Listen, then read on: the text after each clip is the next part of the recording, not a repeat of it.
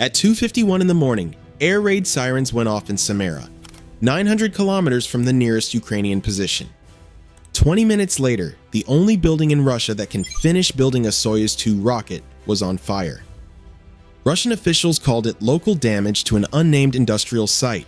Ukraine called it something else entirely. Tonight's story is about one building roughly the size of a large warehouse, and why hitting it may matter more strategically than almost any other single strike this war has produced so far. Welcome back. Let's start with what actually happened overnight on August 15th. Ukrainian FP-5-Flamingo cruise missiles struck an industrial zone in Samara, shared by two facilities standing a few hundred meters apart, the Aviacorps aircraft plant and the Progress Rocket Space Center, known formally as TSSK-B Progress, confirmed publicly by Firepoint, the Ukrainian manufacturer of the Flamingo missile, and by President Zelensky himself, who described it on social media as a direct hit causing a fire. Samara's regional governor confirmed a missile had struck an industrial enterprise in the city. He didn't say which one. Samara's mayor called it a large-scale missile strike and also declined to name the target. 2 people were injured. No deaths were reported. Local residents described missiles flying overhead, a powerful explosion, thick black smoke visible across the city, and an unusual smell in several districts. 4 Russian authorities began quietly shutting down mobile internet access in the area, a step that typically follows strikes Moscow would prefer the public not document in real time. That pattern of vague confirmation is worth noticing before we go any further, because it repeats itself almost word for word every time Ukraine hits something Russia doesn't want acknowledged by name. Here's why this particular target justified a missile that had to fly roughly 900 kilometers to reach it. Progress is Russia's only facility that performs serial assembly of the entire Soyuz 2 rocket family. Not one of several, the only one. Open source analysts at Cyberborshno, working from satellite imagery released after the strike, identified the specific structure hit as Building 106A, a cleanroom facility where technicians install a Soyuz 2's onboard electrical systems, flight instruments, and circuit boards. In their own words, that building assembles what amounts to the rocket's nervous system, its control systems, its internal cable network, its instrumentation compartment. A neighboring structure, Building 106B, handles final assembly and sits close enough that any strike on 106A puts the whole cluster at risk. Without what happens inside 106A, a finished rocket body and completed fuel tanks are, functionally, an empty shell. The rocket cannot fly without the building that was just on fire. A clean room of this kind isn't a warehouse you can improvise a replacement for in a spare hangar down the road. The air filtration, the static control, the precision tooling all have to be built to a standard that took years to establish the first time, which is exactly why Russia only ever built one. That single point of failure is exactly why this strike reaches further than one factory. Soyuz 2 rockets built here don't just carry cargo. They're the launch vehicle Russia depends on to deploy Razsvet, its answer to Starlink, a satellite constellation Bureau 1440 has been building specifically to reduce Russian dependence on Western-controlled space infrastructure. Razsvet's serial constellation stood at 32 satellites as of this year's most recent launch. Following an earlier batch that went up in March, Moscow's stated target is 292 satellites by the end of 2027, climbing toward 924 by 2035. Numbers that only mean anything if Russia can keep producing and launching the rockets that carry them.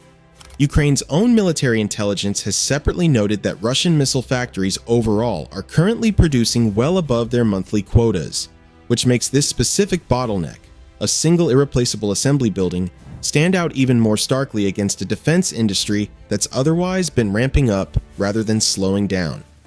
Getting from 32 satellites to even the first milestone of 292 requires roughly 18 more successful Soyuz 2.1B launches by Ukrainian estimates, at a historical launch rate of only 6 to 8 rockets a year.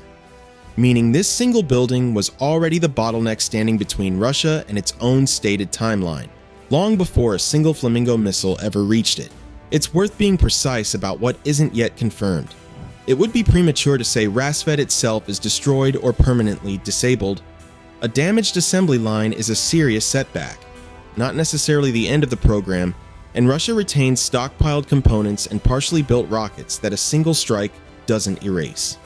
Reports describing the operation as involving 5 missiles, with 2 reaching the target and the rest intercepted over Voronezh and Saratov regions, and describing Russia surging 4 of 50 airborne early warning aircraft to help intercept the wave. Plausible, consistent with how these deep strikes typically unfold, but not something I can independently verify to the same standard as the strike itself. If accurate, deploying 4 of Russia's genuinely scarce A-50 fleet against a single missile wave and still only stopping 3 of 5 would itself be a notable admission of how difficult this specific class of weapon has become to reliably intercept at this range. The same night, according to Zelensky, Ukrainian long-range weapons also struck the Savasleika air base in Nizhny Novgorod region, roughly 700 kilometers from Ukraine, home to MiG-31K aircraft, the platform Russia uses to launch Kinzhal missiles against Ukrainian cities. 2 strikes in the same overnight window, one against the infrastructure that builds Russia's satellite alternative to Starlink, one against the aircraft that carries some of its most publicized missiles. Neither target sits anywhere near the front line. Both sit well within a category of infrastructure Russia spent years assuming distance alone would protect. Separately, explosions were also reported the same weekend in occupied Crimea, in Sevastopol and Bakhchisarai district, with local telegram channels describing power outages and a fire near Balaklava.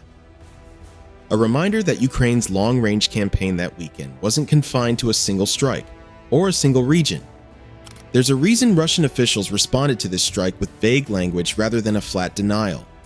Naming progress directly would mean publicly admitting that a facility central to Russia's own satellite ambitions, and by extension, a program state media has repeatedly promoted as evidence of technological independence from the West, had just taken a direct hit nearly 1,000 kilometers inside the country. Calling it an industrial enterprise lets officials acknowledge the explosion residents already filmed and shared, without having to explain to the Russian public exactly what was inside it or why it mattered enough for Ukraine to spend a long-range missile reaching it. None of this means Russia's space and satellite ambitions collapse overnight. Soyuz 2 production will likely resume in some form. Components can be sourced or rebuilt, and a single damaged cleanroom, however critical, is not the same as losing the capability permanently. But rebuilding a cleanroom facility built to aerospace tolerances is not a project measured in weeks, and every month progress spends offline is a month Razsvet's already slow deployment timeline slips further behind a target Moscow has already publicly committed to. A program state media has repeatedly held up as proof of technological independence from the West, now depends on repairing the one building it never had a backup for. A missile flew 900 kilometers to reach a single cleanroom most Russians had never heard of, inside a facility whose name their own governor wouldn't say out loud. Inside it sat the one part of a rocket that can't be replaced by wishful thinking or a press statement calling it local damage. If the only facility that can finish Russia's rockets is now sitting in a scorched industrial zone in Samara, how many more satellites does Moscow's Starlink alternative actually reach before the country that built this one irreplaceable building finds a way to rebuild it